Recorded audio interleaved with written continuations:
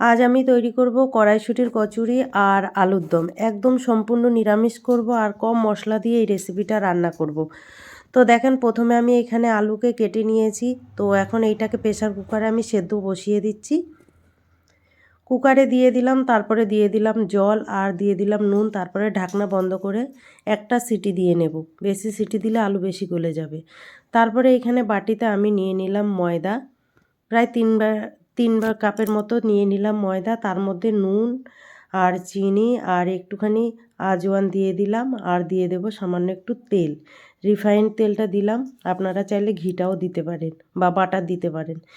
তারপরে আমি একটু ময়ান করে নিচ্ছি, বেশ সুন্দর ময়ান করে নিলাম, হাত দিয়ে ভালো করে মিশিয়ে নিয়েছি। তারপরে অল্প অল্প জল দিয়ে একটা ডো তৈরি করে নেব।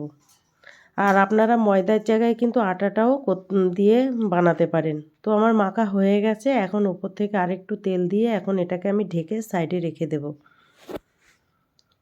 তারপরে এখানে মিক্সির জার নিয়েছি, তার মধ্যে কাঁচা মটর আর দিয়ে দিলাম দুটো কাঁচা লঙ্কা আর দিয়েছি একটু আদা আর একটু মৌরি বা সব। আপনারা চাইলে কিন্তু রসুনটাও দিতে পারেন। তারপরে দেখেন আমি পেস্ট করে নিয়েছি, একদম ভালো করে পেস্ট করে নিয়েছি। এখানে কড়াই বসিয়ে দিয়েছি, কড়াই ভালোভাবে গরম হয়ে গেছে। দিয়ে দিলাম সামান্য একটু সর্ষের তেল আর দিয়ে দিলাম হিং।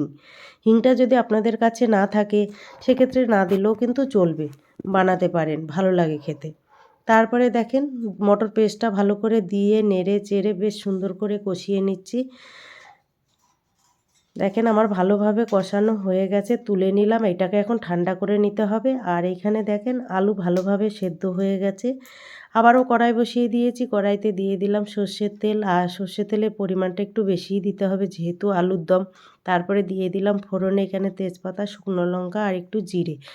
তারপরে সেদ্ধ করা আলুগুলো দিয়ে দিয়েছি, দিয়ে তারপরে একটু নেড়ে চেড়ে বেশ ভালো করে ভেজে নেব আলু। তারপরে এখানে একটা বাটির মধ্যে দেখেন আমি নিয়ে নিলাম হলুদ গুঁড়ো, লঙ্কা গুঁড়ো আর ধনে গুঁড়ো। তারপরে একটু জল দিয়ে আর দিয়ে দিলাম সামান্য একটু জিরে গুঁড়ো। তারপরে জল দিয়ে একটা পেস্ট বানিয়ে নিলাম। তাই সেটা এখন আমি এই আলুর মধ্যে ঢেলে দেব। আর আলুটা দেখেন ভাজা হয়ে গেছে, লাল লাল করে বেশ সুন্দর করে ভেজে নিয়েছি। এখন আমি এই যেই মশলাটা মিশিয়ে নিয়েছিলাম সেইটা ঢেলে দিলাম। এইটা কি ডাইরেক্ট দিতে গেলে কালারটা বেশি ভালো আসতো না, এইভাবে একটু জলে গুলে দিলাম বলে খুব সুন্দর একটা কালারও এসেছে। তারপরে দিয়ে দিলাম একটা টমেটো পেস্ট, বড় সাইজের একটা টমেটোকে পেস্ট করে দিলাম। দিয়ে তারপরে নেড়ে চেড়ে ভালো করে কষিয়ে নিচ্ছি। আর দিয়ে দিলাম আমি সামান্য একটু নুন দিয়েছি আর টেস্ট হিসাবে চিনি।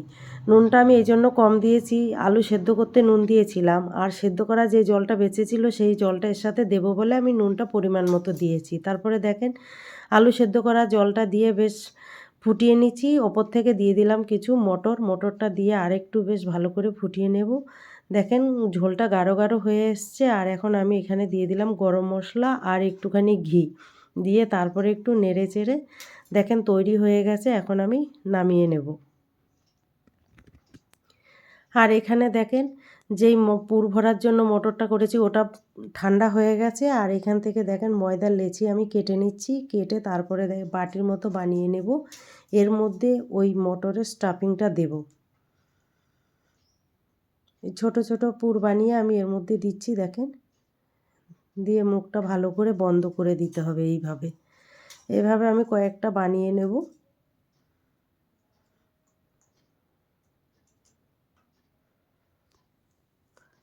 কয়েকটা আমি এইভাবে বানিয়ে নিয়েছি, এখন আমি এইগুলো বেলে নেব। এখানে বেলনি চাকি নিয়েছি, তার উপরে একটুখানি তেল মাখিয়ে নিলাম যাতে না চিপকে যায় সেই জন্য। তারপরে প্রথমে আমি যেই কচুরিটাকে একটু ভালো করে ফেলে নিলাম এইভাবে, যাতে যে ভেতরে স্টাফিংটা দিয়েছি চারদিকে ছড়িয়ে নিচ্ছি এইভাবে, তাহলে বেলতে গেলে আর বেরিয়ে যাবে না। দেখেন আমার একটুকু বেরোয়নি। তেল ভালোভাবে গরম হয়ে গেছে, এবার কচুরিটা আমি দিয়ে ভালো করে ভেজে নিচ্ছি, এপিট ওপিট করে ভেজে নেব। একটু লাল লাল করে ভেজে নিতে হবে, তাহলে কিন্তু খেতে খুব ভালো লাগবে আর মুচমুচে হবে। এইভাবে ভেজে নিচ্ছি। তো আমার এই ভিডিওটা যদি আপনাদের ভালো লাগে তাহলে আমার চ্যানেলটাকে সাবস্ক্রাইব করবেন, লাইক করবেন, কমেন্ট করবেন আর অবশ্যই শেয়ার করবেন। আর আমি যেইভাবে বানিয়েছি এইভাবে আপনারা বানিয়ে খেয়ে আমাকে কমেন্ট করে জানাবেন। তো দেখেন আমার কচুরি বেশ আমি অনেক কটা ভেজে নিয়ে নিলাম আর এখন আমি প্লেটে নিয়ে নিচ্ছি। আর দেখেন কচুরিগুলো কত সুন্দর হয়েছে। এখন আমি দেখেন প্লেটে নিয়ে নিলাম। তো ভিডিওটা যদি আপনাদের ভালো লাগে আমাকে লাইক শেয়ার করে পাশে থাকবেন আর ভিডিওটা দেখার জন্য আপনাদের